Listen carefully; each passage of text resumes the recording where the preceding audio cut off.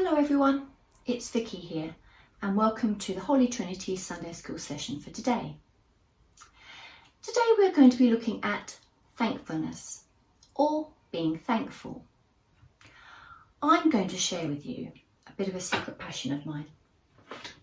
This might also be a secret passion of yours, or maybe not so secret. I love a donut.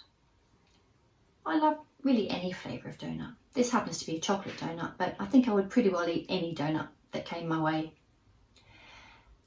If you looked at a donut for long enough and you had the time to examine the donut and think about the donut, you might think it's a bit of a waste actually having that hole in the middle, because if you didn't have the hole in the middle, then you would have more donut. And in fact, having the hole in the middle is a bit of a waste of donut. But then, you could also think that about life. You can spend a lot of time thinking about what's not there, and you forget to think about what is there. You can sometimes think about the things that you don't have, instead of remembering the things that you do have. Now, a donut wouldn't be a donut without the hole, and even though you do lose a bit of donut in the middle, actually the rest of the donut is pretty amazing. Now, I saw a saying actually that I thought was really fun, and I'm going to share it with you, and then maybe you could do it with me next time. It says, as you go through life, make it your goal to look at the donut and not the hole. Could you say that with me? As you go through life, make it your goal to look at the donut and not the hole. So bearing that in mind, we are going to look at our story today. If you want to read along, I will give you the Bible reading in a moment. So if you want to pause the video and go and get a Bible to join us, or you can just listen to the story. That's fine. Today we're looking at being thankful or thankfulness. What do you say when someone gives you something special? Or what do you say when someone does something for you that makes you feel really happy? And what do you say when someone does something to show how much they love you? Do you ever forget to say thank you? I bet your grown-ups sometimes remind you. What do you say? And you say, thank you. It happens in our house sometimes. And I'm a teacher and I spend my day saying to children, what do you say? But it's really nice when you do say thank you. Now we are going to hear a story about some men who forgot to say thank you to Jesus. But then one man did remember. And you might know this story. So if you are going to read along with us, you need to look up Luke 17 and you need to look for verse 11.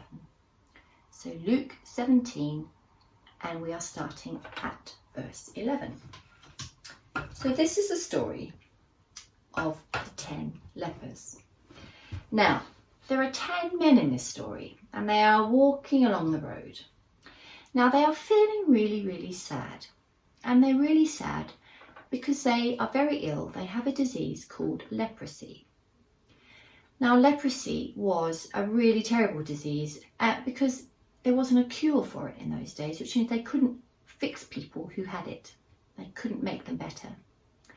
And it was also pretty awful because it was contagious, which meant that if you had it, you could give it to somebody else. So the people who had leprosy left their homes, went to live away from their families so that they wouldn't make their families ill as well.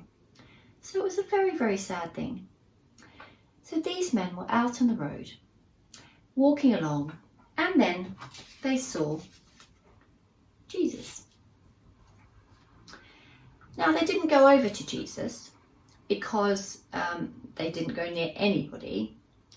But what they did was they shouted out to him. They said, Jesus, Master, have mercy on us." Now when Jesus saw them, he said to them, "Go, show yourself to the priests." I'm going to put my temple up there.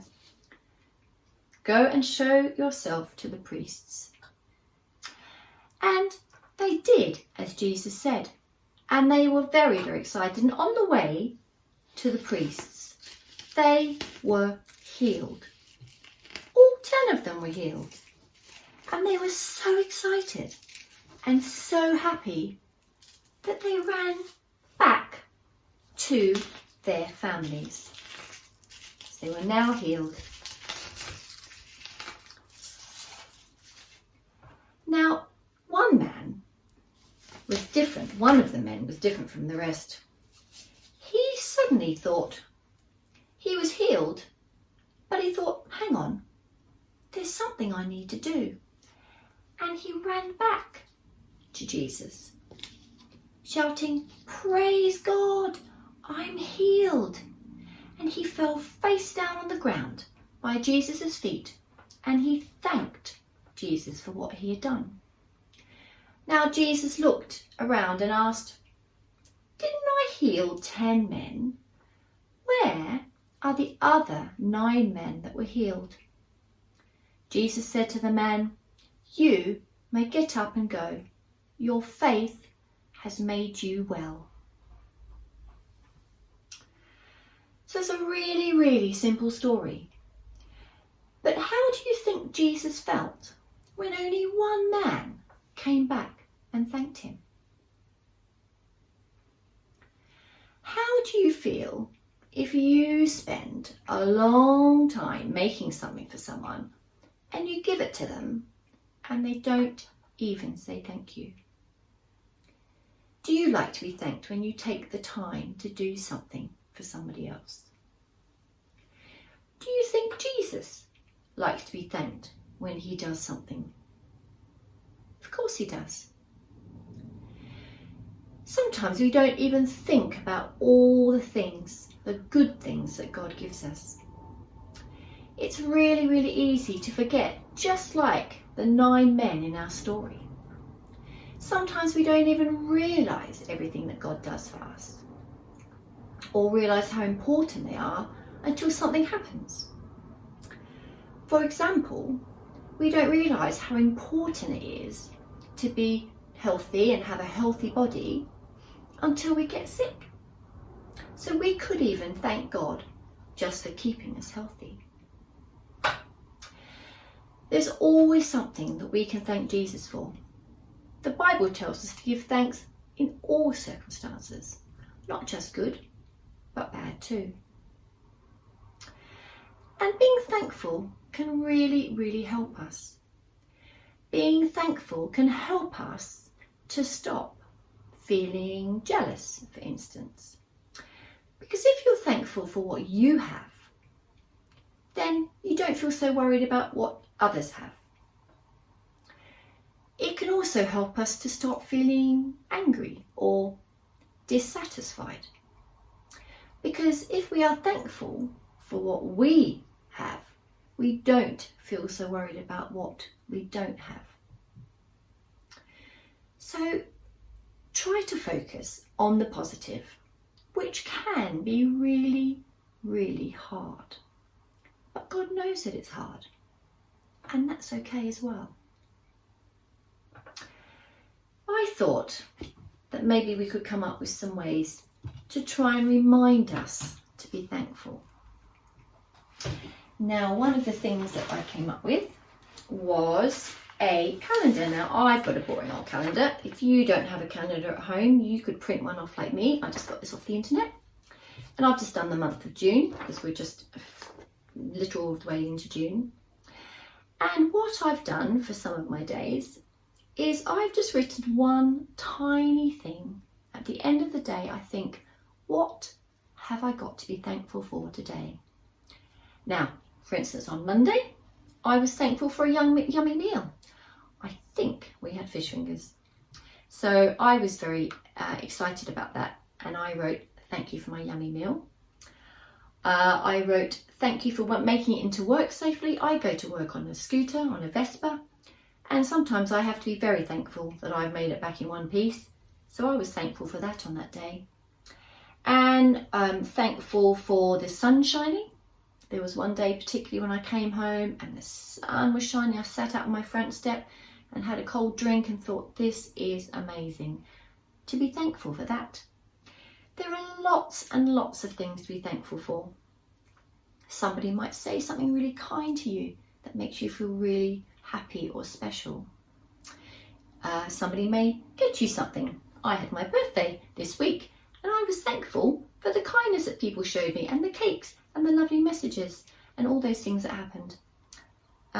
You could be thankful for just somebody being just really nice and there for you and supporting you and helping you and giving you some great advice or just saying a kind word. There is so much to be thankful for. So I would suggest that you might like to try this, and you could do it on a calendar that you have already. That would be great. And if you can't write yourself, you could even better have a discussion with a grown-up in your house, and you could write something down together. Think about what you have to be thankful for and write it on your calendar. We've talked a little bit about saying thank you to other people. So sometimes it's really, really lovely to receive a thank you card. So I thought maybe there are various ways you could make a thank you card. I've got some examples. So one thank you card that I did some love hearts on it. I got a pastry cutter and I cut a heart in a potato. Cut the potato in half. You could do any shape, but I thought a heart was nice. And then I used that potato to print some hearts on. I let it dry, and then when it's dry, I can write a nice message inside my card. Another thing I did was to do some fingerprints, and I did different coloured fingerprints and I made them look like balloons, and then I wrote the letters to spell the word thank you. So then when that's dry, you can write your message inside. Another thing you might like to try is we put some masking tape. You might have a different type of tape. Masking tape is good because it peels off really easily. Cut it quite small, spelt the letters thank you, and then when you peel, and I went over with some paint, strips of paint, and then when you peel the tape off, you're left with the word thank you. Peel that last letter off, the K, there you are, and then you've got the word thank you. And of course you could give one of these cards to somebody in your house who maybe has done something to help you. Maybe someone's helped you with your home learning, maybe someone's helped you make your bed, maybe somebody has just been really kind and supported you. You could pop it through somebody's letterbox if there's somebody in your road or somebody who lives near you who has done something really kind, so maybe somebody has picked up some shopping for you, or you could pop it in the post. Maybe someone's sent you a present. It's always very important to say thank you. And if you have the paints out, you might as well make a few, and then you could have a little stash of thank you notes that you can just get out and write in whenever you want to. So don't forget that it's really, really important to be thankful, and it doesn't have to be big things. It doesn't have to be like birthday presents and big things. It's just all the little things that happen every day that we are thankful for. Maybe you've got some beautiful flowers growing in a garden or a park, or when you pass somebody's house. Maybe there's somebody's house that you pass that has the most amazing garden that makes you feel happy every day, and you could pop a letter through their letterbox saying thank you for your beautiful garden. Anything. So I hope you enjoy those craft activities. I hope you have an amazing week and that you enjoy the rest of your Sunday, and we'll see you soon. Bye bye.